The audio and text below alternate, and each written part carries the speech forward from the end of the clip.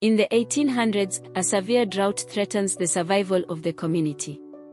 The village elder, Mama Nia, consults the spirits and learns that the drought is a punishment from the gods for the villagers' greed and disrespect for nature. Desperate to save her people, Mama Nia makes a pact with a powerful entity known as Enyi, the spirit of the earth. Enyi agrees to end the drought but demands a heavy price. One family from the village must serve Enyi for generations, ensuring the spirit's favor. Mama Nia's family volunteers, unaware of the long-term consequences. Mama Nia's eldest son, Kwame, becomes the first servant of Enyi. He is tasked with performing rituals and sacrifices to maintain the spirit's favor.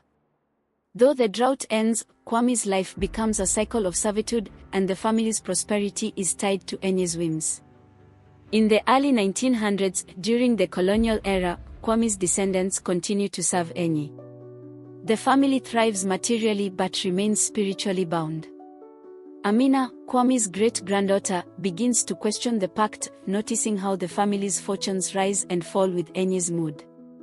Amina secretly seeks out a native doctor, who reveals that the curse can be broken if the family performs a specific ritual during the next lunar eclipse. However, the ritual requires a great sacrifice. One family member must willingly give their life to sever the bond with Enyi. Amina's brother, Kofi, volunteers to make the sacrifice. During the lunar eclipse, the family performs the ritual, but Enyi, angered by their defiance, kills Kofi and strengthens the curse. The family is left devastated, and the curse continues. In modern-day Nairobi, Zahara, a descendant of Mama Nia, is a successful businesswoman. Despite her wealth, she feels an inexplicable emptiness and recurring nightmares about her ancestors. Her younger brother, Jabari, is a struggling artist who feels the weight of the family's curse in his inability to achieve success. Zahara visits the family's ancestral village and discovers an old journal belonging to Mama Nia. The journal details the pact with Enyi and the failed attempt to break the curse. Zahara realizes that the family's struggles are tied to the curse and vows to find a way to end it. Zahara and Jabari consult a modern-day spiritual healer, who reveals that the curse can only be broken by performing a ritual at the exact location where the pact was made. The ritual requires the family to confront Enyi and offer a genuine act of selflessness. Zahara and Jabari return to the ancestral village and perform the ritual at the sacred tree where Mama Nia made the pact. Enyi appears, a towering figure of earth and vines, and demands to know why they dare defy the pact. Jabari steps forward, offering himself as a sacrifice to break the curse. However, Zahara intervenes, declaring that the family has suffered enough and that true freedom comes from unity and selflessness. She offers Enyi a heartfelt apology for her ancestors' actions and vows to restore balance to the land. Enyi, moved by Zahara's sincerity, agrees to release the family from the curse.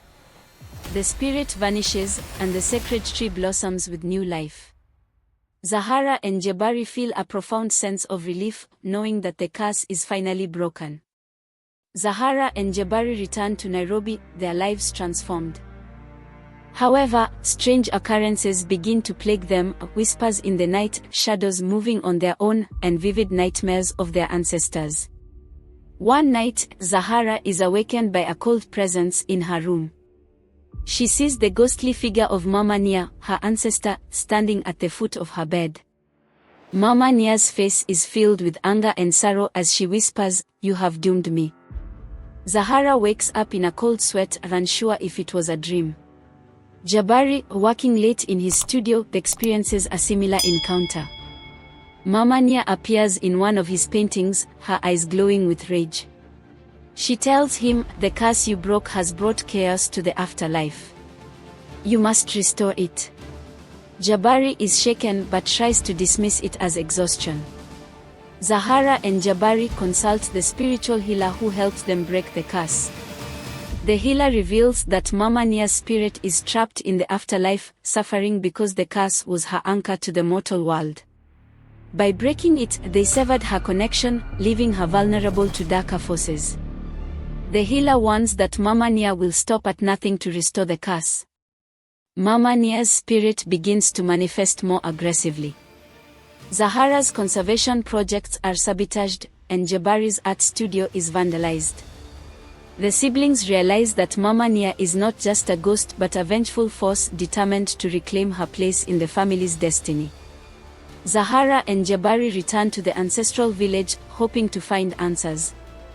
They discover that the sacred tree, once blossoming, is now withering again.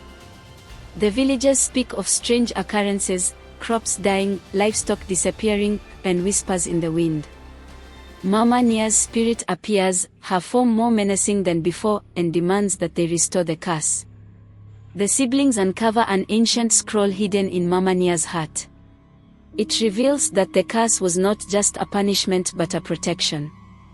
By binding the family to Enyi, Mama Nia ensured that her spirit would remain strong in the afterlife, guarding the family from even greater evils.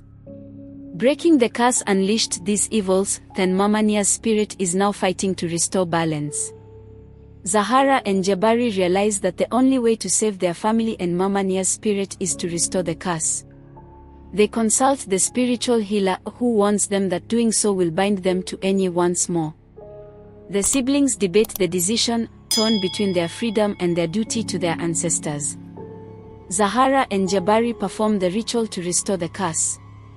Mama Nia's spirit appears, her form now calm and radiant. She thanks them for their sacrifice and warns them that the family's journey is far from over. The sacred tree blossoms once more, and the siblings feel the weight of the curse return. Enyi appears, its form less menacing than before. The spirit acknowledges the family's growth and offers a new pact: the curse will remain, but its burden will be lighter.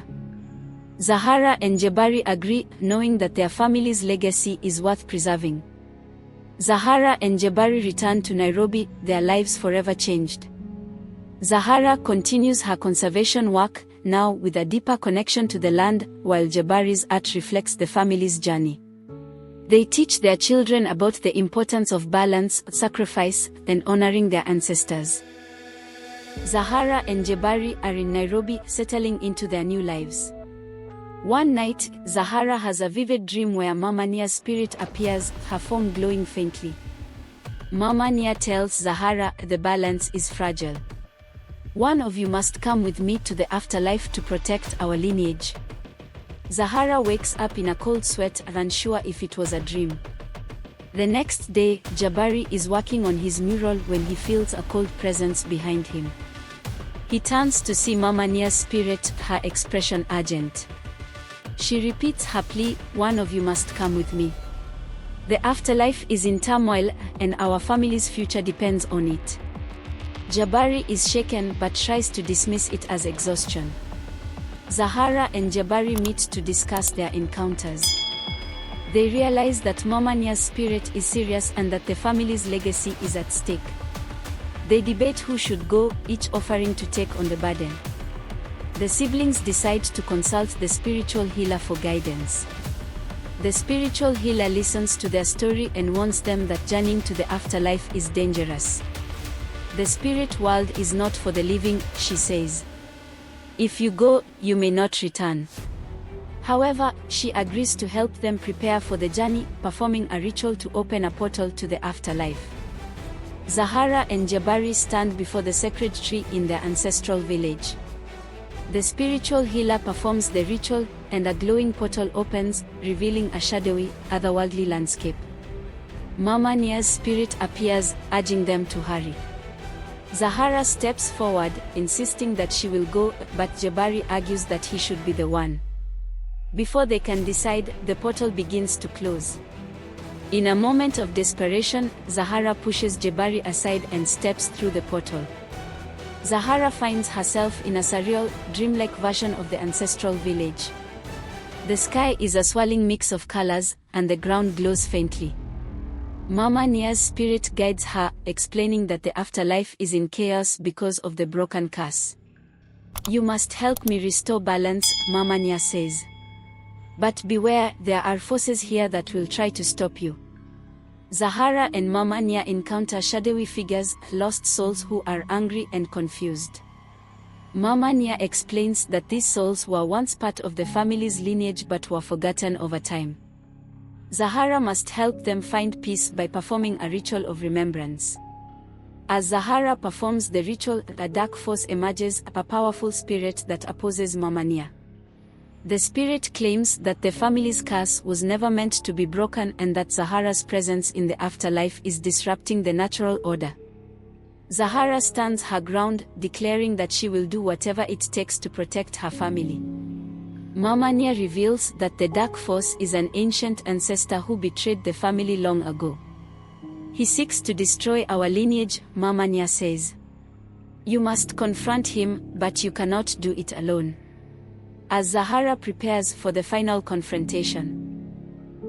Please subscribe, like and turn on the notification bell so that anytime I post you be the first to get notified, as it helps the channel grow and as a motivation factor for me. I hope you enjoyed the story.